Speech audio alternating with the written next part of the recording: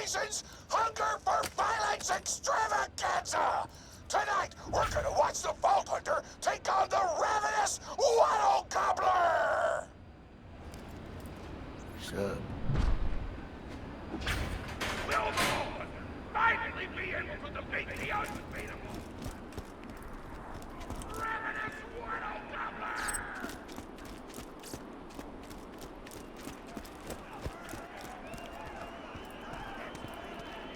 But first, I'm interviewing the only Torgue contestant to survive a showdown with the Gobbler. Question time! How are you doing? What's your favorite color? Did you ever see that one movie about the dog who played basketball? When did you have your first kiss? Did you ever see the sequel to the dog basketball movie where the dog went to space? And if so, which of the two do you prefer? Awesome! Another question. How do you feel about my facial hair? Thank you! How do you feel about the Vault Hunter's chances against the Ravenous Wattle Gobbler? Will they win? Will they die? Your thoughts! You don't sound confident! Further questions! Who is the most attractive person on Pandora? That's an awful thing to say! Ellie's like a 10! Try expanding your definition of beauty, you chump! No! I'm done talking to you! Your grasp on body politics is lacking at best! Oh, looks like we're out of time! We'll be right back after a word from our sponsor! Hey! Get over here so I can whisper some things to you in secret! Really? The Gobbler fight is rigged. The Torgue board of directors made the Gobbler unbeatable, so it eat all the contestants and get us a bunch of hits on the EchoNet. But I don't want you to die, cause you're cool, and oh crap, I'm not whispering anymore, my bad! You gotta get into the kitchen, kill everybody, and poison the Gobbler's food. Once the poison takes effect, you can kill him. Also, I want him dead so I can eat him! He looks delicious!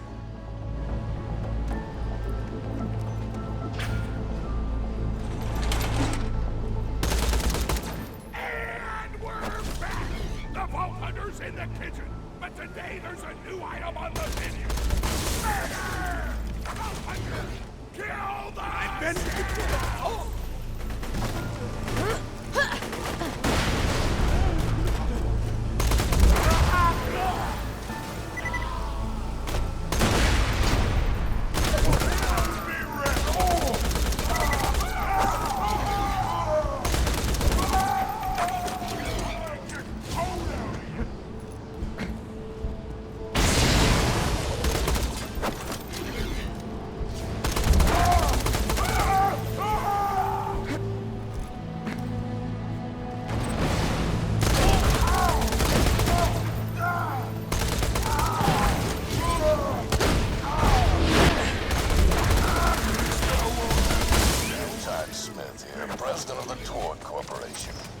You do well to ignore Torgue's instructions, if you wish to stay alive.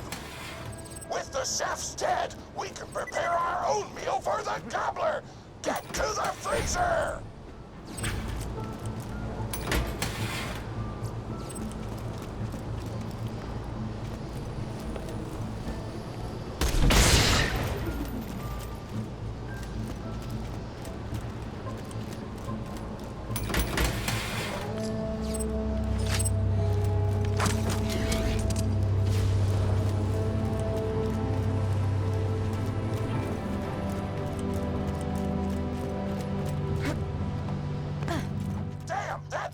Locked. Let me activate my remote lockpicking program. Another story to see. We do not allow contestants in the meat locker. Leave at once. We gotta choose some meat for the Gobbler's meal. Tug on the tastiest looking scat corpses. This is totally gonna get me fired, and I don't care! Oh,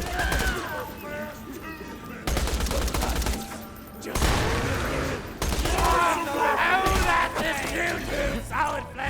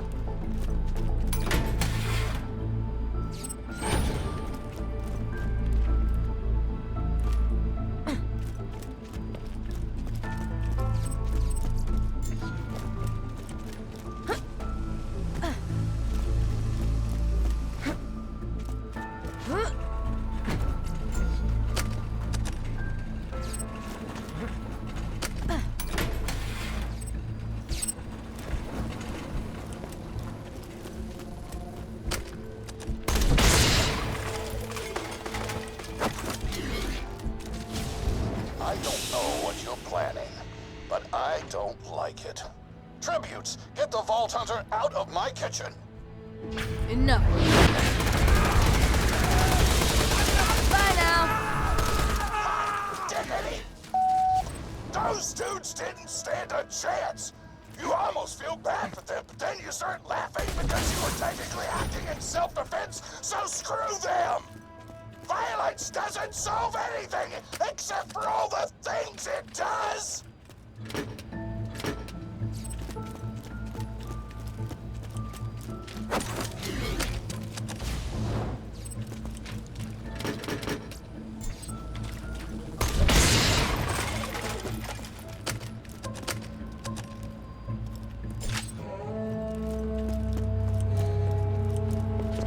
Now to grind up the meat!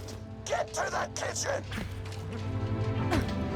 Torgue, as president, I demand to know why the hell the Vault Hunter is running around backstage. Just trying to mix things up!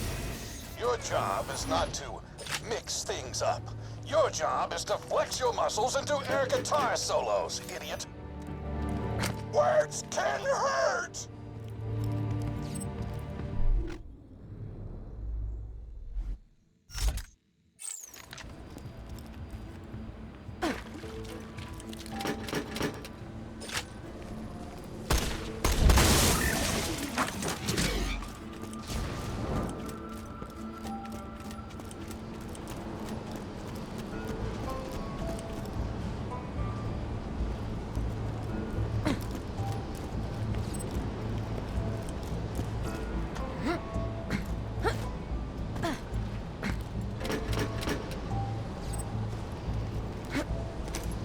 Let's get a grindin'!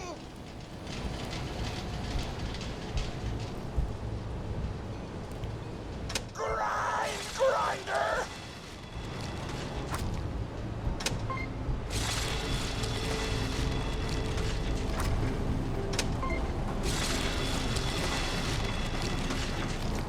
Delicious!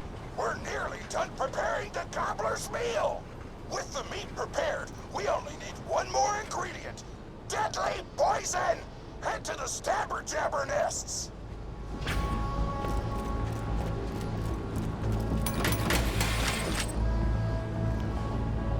I ran out of explosives, so I'm actually going to open this door remotely without blowing it up!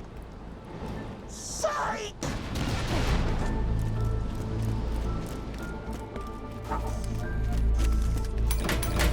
You know you're following an idiot, yes? Torgue created his explosive gun tech, then sold it to us for $12 and a high five. We kept him on purely for PR reasons. But you both outlived your usefulness. Tribute, kill.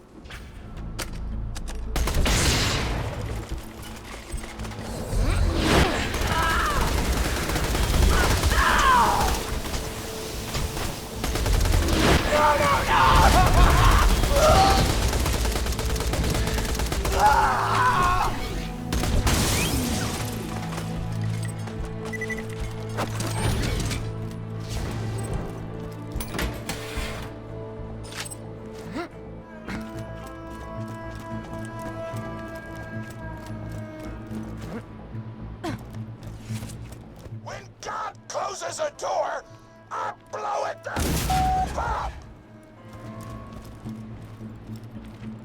Hey, make sure to get a slag whipping on the way!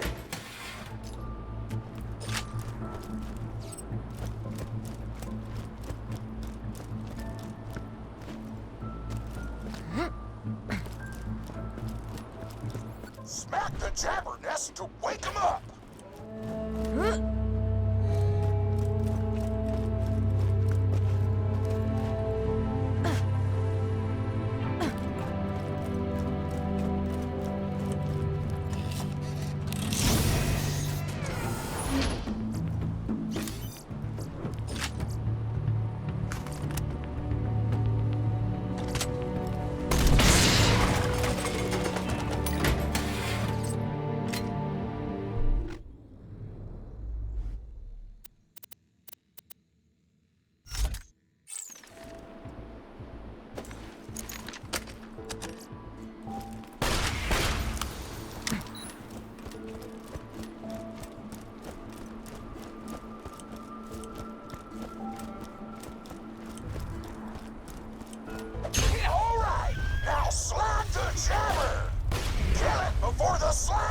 miles off!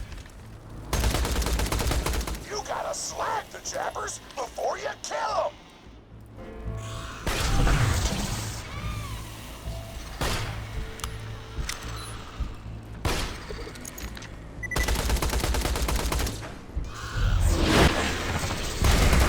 Stashed a slag gun for you nearby! Taz told me a single slag nearly done! I can almost taste the gobbler now!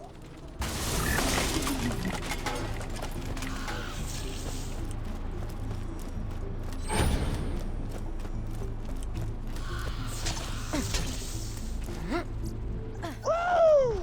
You got all the plans! Now pop them into the gobbler's dinner and you'll be ready to fight them! Why do you insist on being a moron, Torgue? This is why you lost a controlling share of your own company.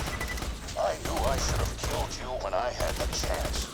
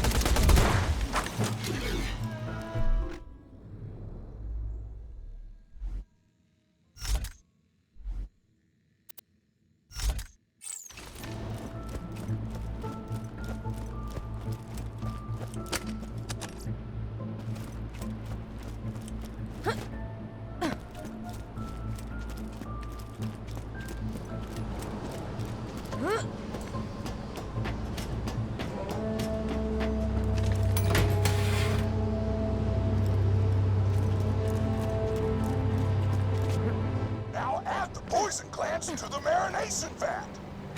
Hit that button to marinate the out of that meal.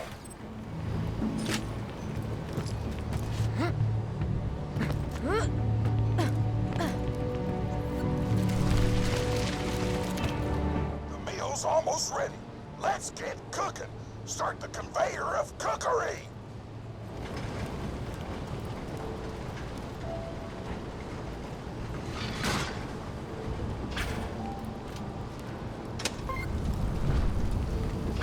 That's it. You've gone off script one too many times, Torgue.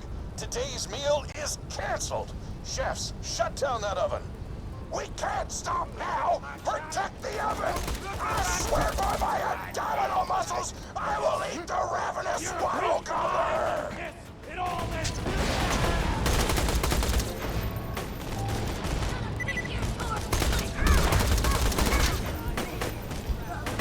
The chefs want to shut off the oven! Stop them from doing so! Give me your damn loot!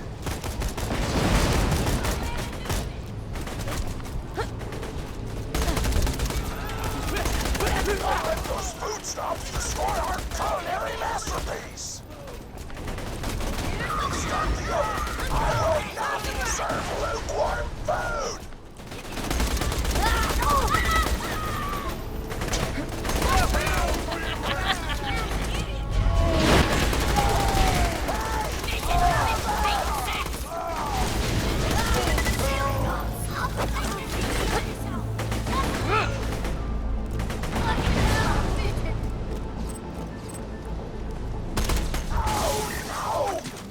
Start the oven back up!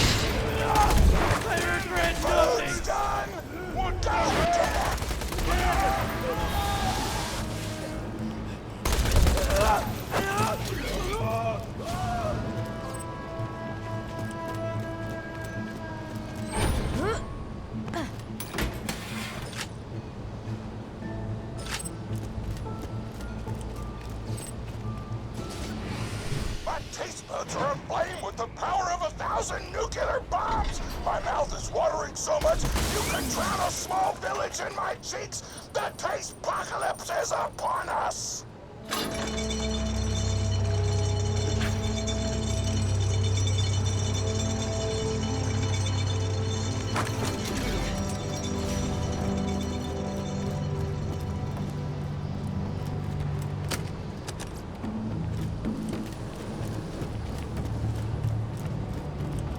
Kill that gobbler, Torgue.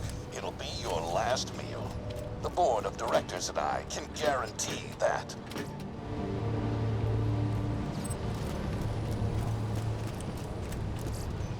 Hope you've had your shots. Welcome to my humble shop. Thanks for the scratch. May it keep you safe in your travels. Farewell, friend.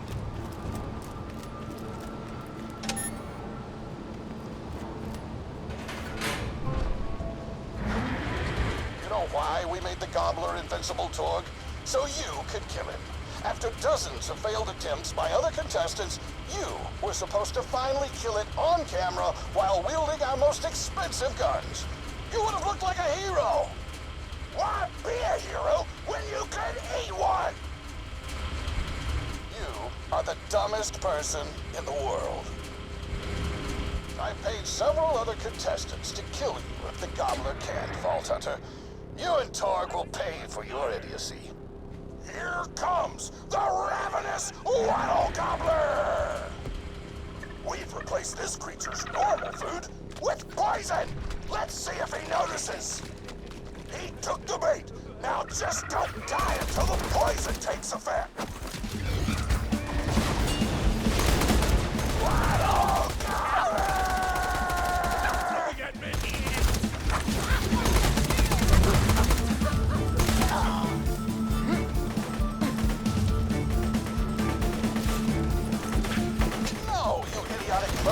Don't shoot the gobbler, shoot the Vault Hunter! The poison's working! It's working! The gobbler is killable! Let the taste apocalypse begin!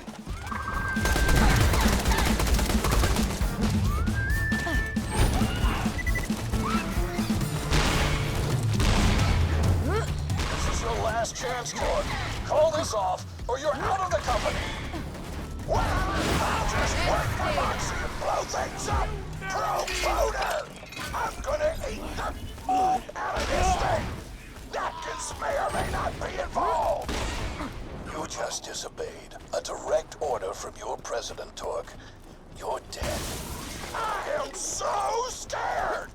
I know you can't tell because of the tone of my voice, but that was sarcastic! Anyway, come on back whenever, Vault Hunter!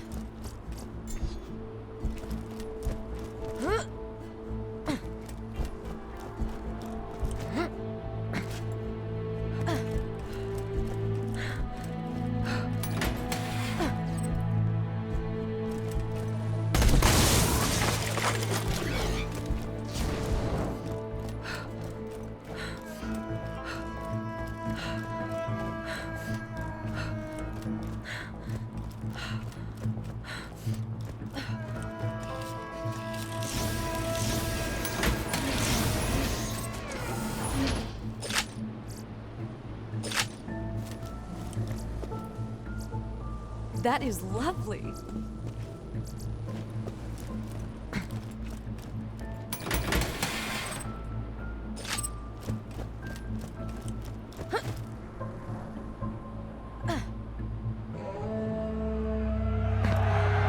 The Headhunter wins!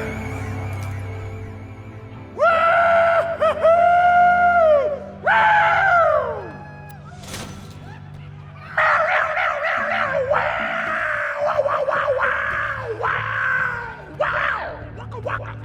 Oh, my grandma, pretty big fan of yours.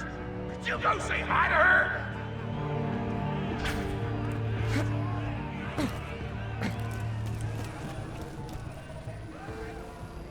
Oh man, it's the Vault Hunter! You are awesome!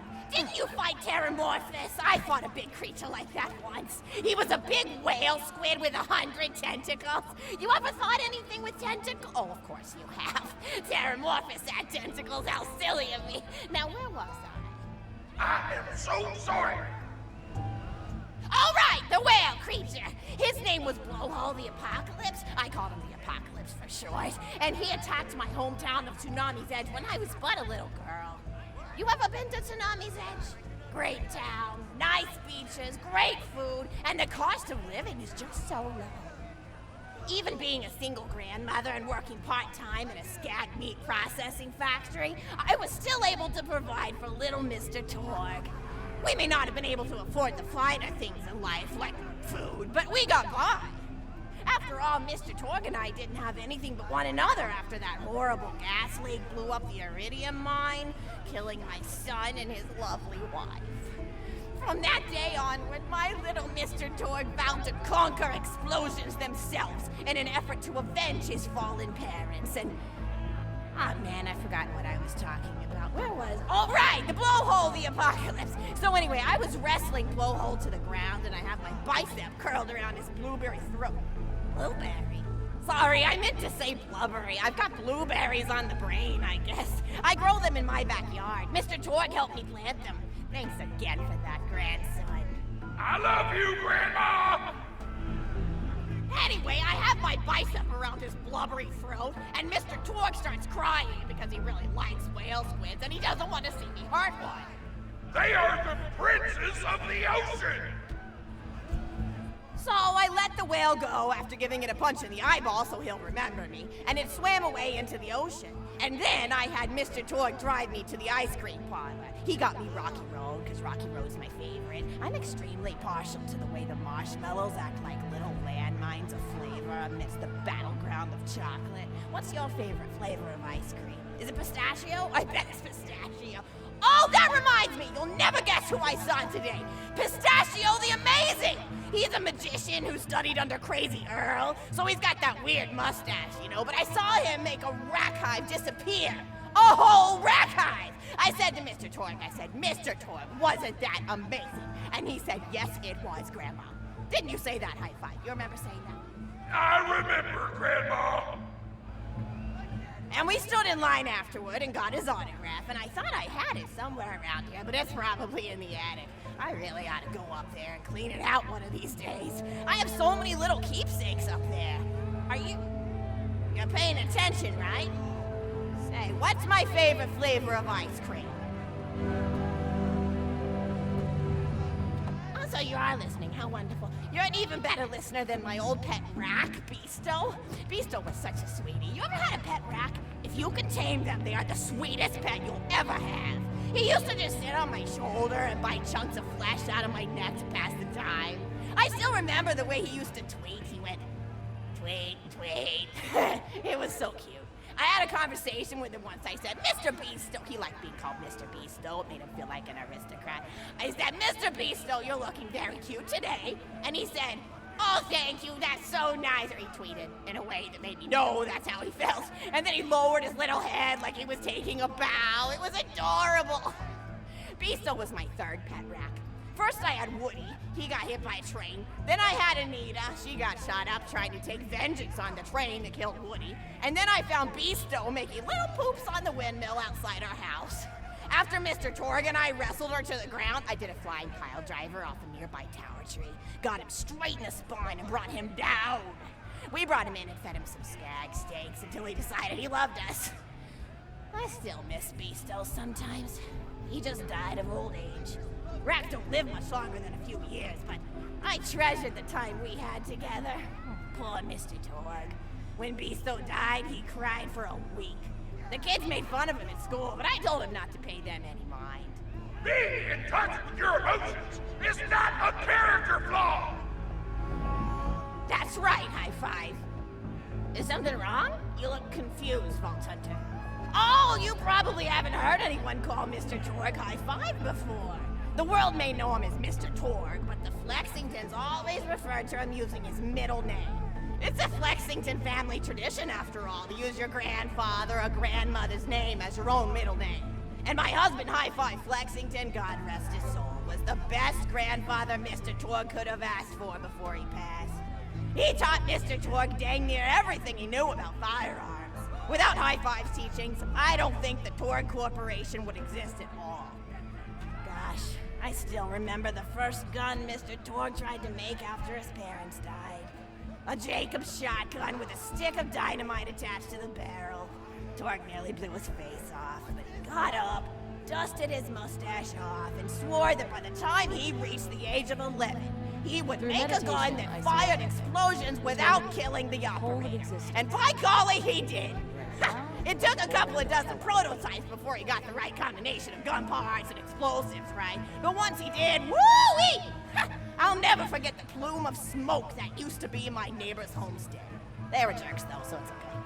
Gosh, I've been talking your ear off for some time, haven't I? It's so kind of you to listen for this long. I've taken up too much of your time already. Please don't feel like you have to stick around any longer. As a matter of fact, take this for giving this old woman some company. Woo!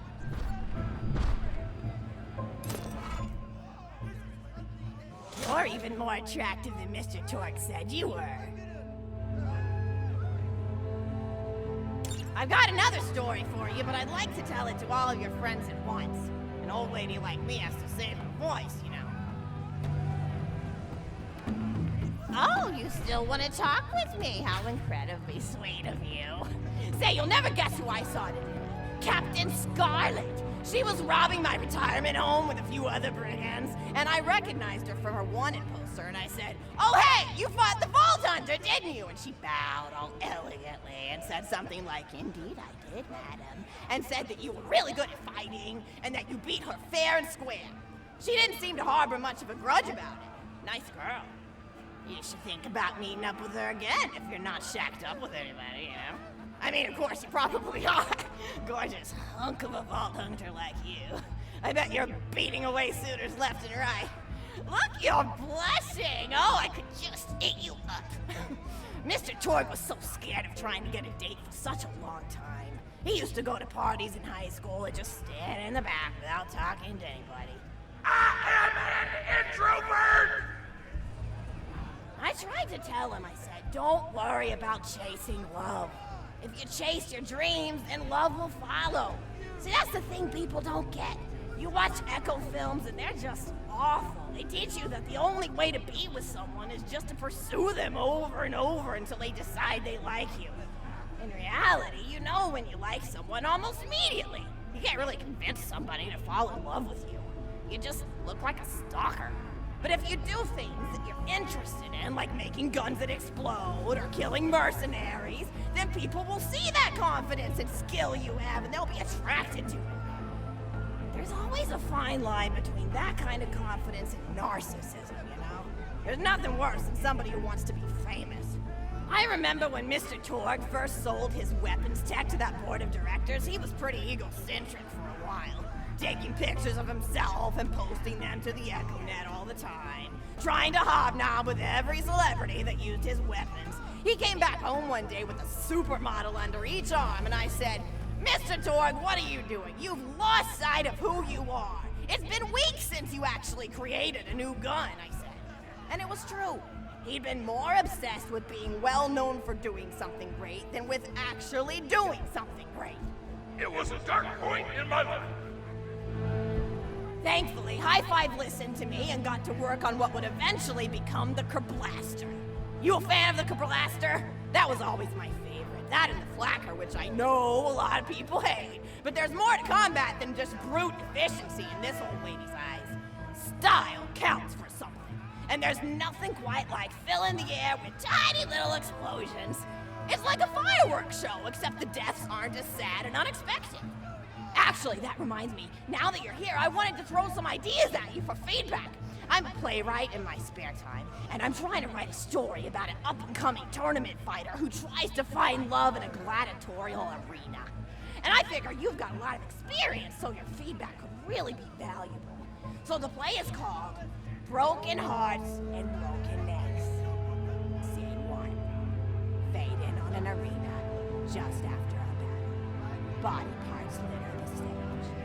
A lone warrior stands in the middle of the stage. A spotlight illuminating her blood-stained armor.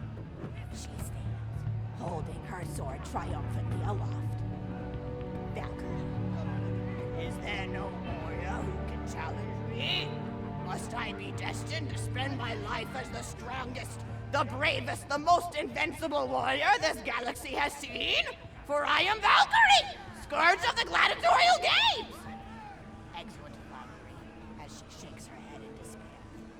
From stage left, enter Nodon, a janitor with a heavy heart and an even heavier conscience. He begins sweeping the body parts into a bin, which is colored green, and remember that because that's a symbolic color that will come in, until melancholy overtakes him. He drops his push broom to the floor and falls to his knees before delivering a heart-wrenching soliloquy. Nodon. The blood cannot be washed away. Not before and not now. Even as I attempt to escape the past, which haunts me still. Must I live forever as a fraud, sweeping up the trash of others to hide my shame and avoid my pursuers? Must I forever remain on the periphery of joyful combat, ever watchful but never participating? Then, with a clatter of armor, Valkyrie re-enters from stage right. Valkyrie. Good morrow, lowly janitor. I heard a noise and thought it worth investigating.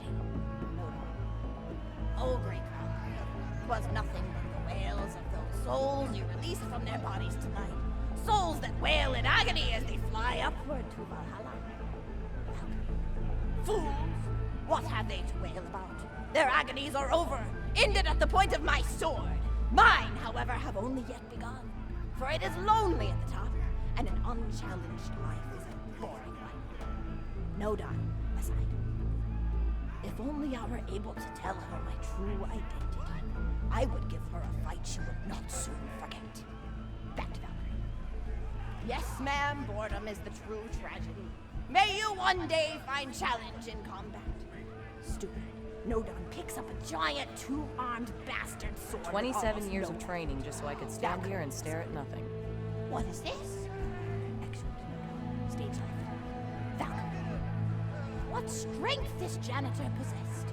Who is he to pick up a bastard sword with two fingers? What hidden power does he hold? What secrets does he keep? I will endeavor to uncover his past in the hopes that our swords may cross in battle. Exeunt. End of scene 1. Scene 2. The interior of the governor's house. The table is set with myriad teas and biscuits and... Oh, I'm so sorry. I didn't even ask you for the feedback on the first scene. Did you like it? Oh, wonderful. I'll continue then. Scene 2. The governess enters from stage left. Governess. I refuse to respond to these absurd accusations. Her husband looks at her quizzically. Governor. And what accusations may those be? Governess. Actually, you know what? I don't think I'm ready to get feedback on the play yet. But what about you? What are you up to? Tell Grandma Flexington all about it. I bet you've had some amazing adventures. Mr. Torgue told me about the time you all played bunkers and badasses together. He said it was one of the most fun and welcoming experiences of his life. Grandpa! You're embarrassing me! Sorry, sweetie, but really, you and the Vault Hunters are his first real pals. It wasn't easy for Mr. Torgue to make friends at school when he had facial hair at age 8, pecs at 8.5, and dead parents by age 9. People found him intimidating, but I told him that he should be thankful for the fact that he looks different. Anyone who wouldn't be friends with you based on appearance wouldn't be a very good friend anyway. But he really does like hanging out with all of you. Most people these days want Torgue to pose for pictures or blow something up by flexing at it. It's not often he gets to sit down and play games with people. Oh, speaking of games, did you play Going Back to the House yet? It's a new echo simulation about exploring a log cabin you lived in when you were a kid. There's no violence or anything. You just walk around looking at cereal boxes and remembering people you made out with. I really like where echo sims have gone in the past few years, don't you? There seem to be a lot more of them with interesting things to do beyond shooting people, and the writing has gotten so tight and concise. For instance, did you ever play The Samurai's Marker? The whole game's story was delivered through haiku. Did Zero write it or something? No, I'm just joshing. I know you're too busy for that. But oh yeah, I was playing at the end of the pointed gun last night on my Echo Sim player, and wow, is that fun. It's about a guy who punches people and smacks himself in the face with doors. Easily one of the best punch-related comedy sims ever. But oh, I'm really looking forward to this game called Robot Hunter Assault Squadron, which is this big randomized survival game about throwing bottles at trees and accidentally scaring birds. In the demo version, I scared a bird so hard it died. 10 out of 10 in my book. But what kind of things do you do for fun? You play any sports? You look like you might be into some of the more extreme stuff, like spine hurdling or psycho head volleyball. I knew an athlete a lot like you when I was younger. Her name was Nijo, and she was especially gifted at the giblet toss. That's an old pastime we had back when I was younger. Idea was you'd punch a convict, and then see how far you could make their viscera fly across a big field. You got points based on distance and the size of the viscera. She won the final round of the giblet toss championship by getting a left eyeball to cross the 300-meter mark. They said she was juicing with iridium, but I think they were just angry that she dethroned the reigning champ, misogynistic Jeff. People really liked him for some reason. Hey, what's your favorite food? Mine's burgers, personally. People look at you like you're a pleb or something when you say you like burgers, but just think of all the things you can do with them. You can change out the patty, play around with the toppings, change what sides you have. You ever have a burger with veggie chips?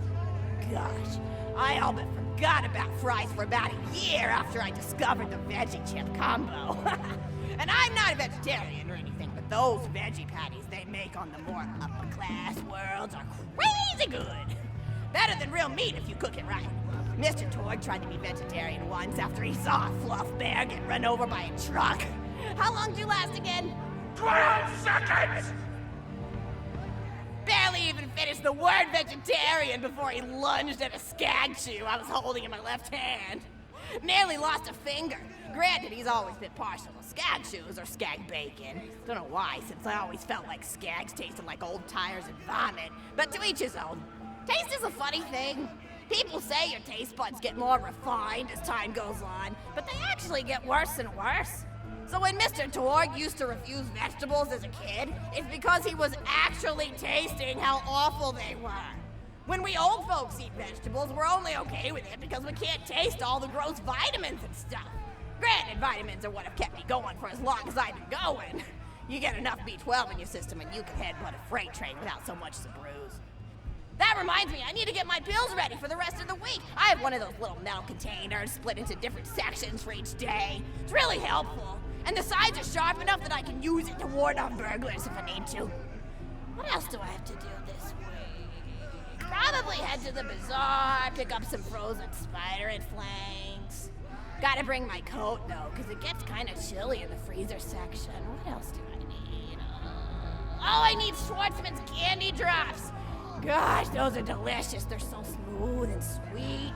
Just thinking about them, I could go for one right now, couldn't you? Do you think you could go find me one?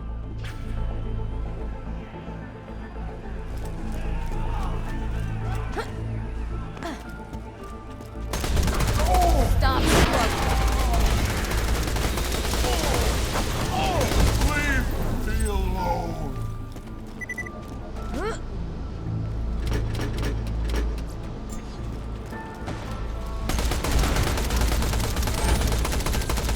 That was fun!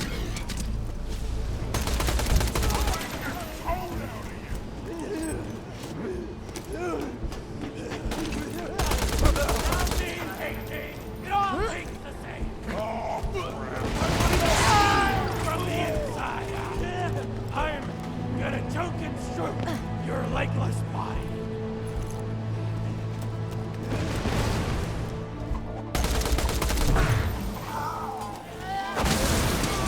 Stay still.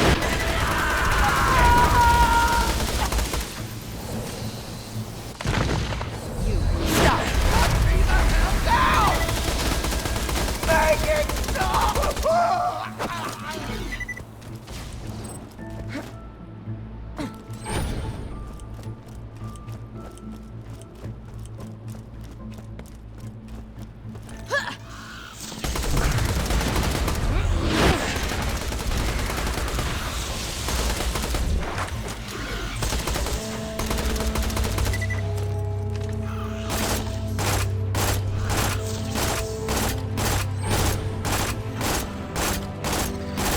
Hold it right there.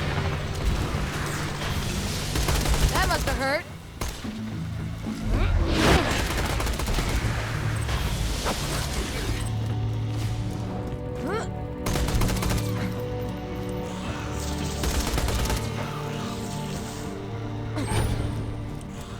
That's a Schwartzman candy drop. Grab it for me, will ya? Oh, I can taste it already. Silence.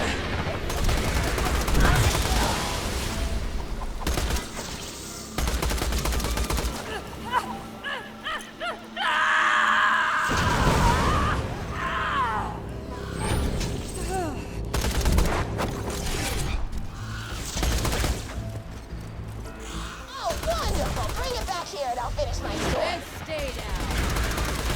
Gotcha.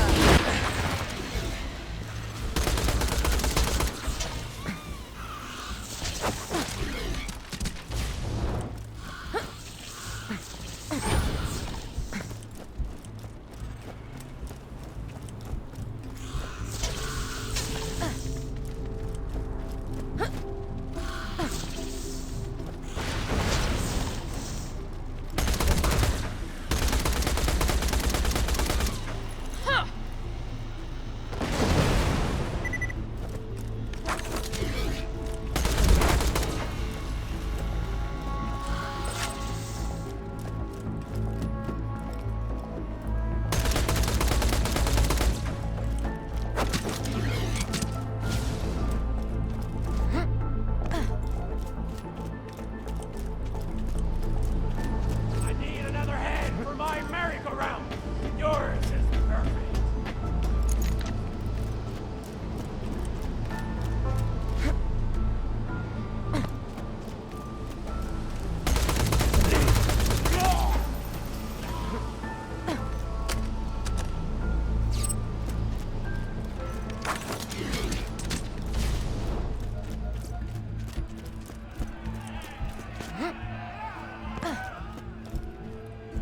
Thank you so much! I'll eat this later while sitting by the fireplace telling Mr. Torgue stories of days gone by.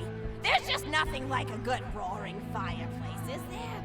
Something healing and safe. Maybe that's why our family likes explosions so much. They're basically just big fireplaces. Every explosion feels just like coming home. Oh, maybe that'd be a good slogan for the Torgue Corporation. Don't you think, High Five?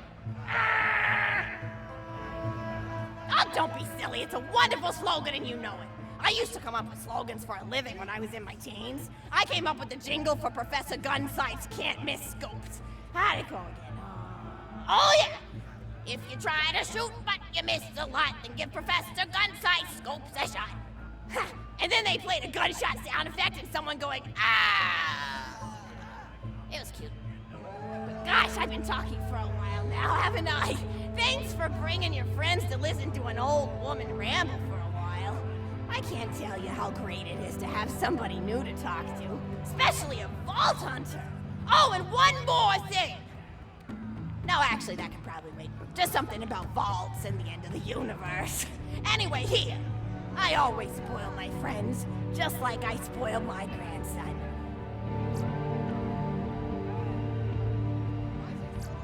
Enjoy!